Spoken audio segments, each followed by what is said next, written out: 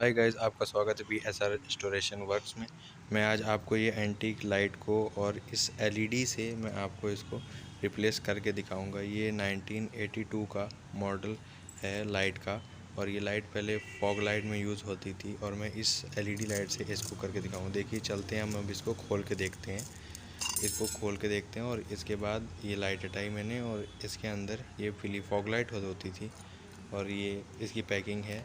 और इसके बाद ये देखिए, ये जो है मैं इसको पूरा रीस्टोर करूँगा, और इसको खोल के पुराना वाला बल्ब जो फ्यूज है मैं इसको हटा दूँगा, और इसके बाद मैं इसके अंदर ये एलईडी इंस्टॉल करूँगा।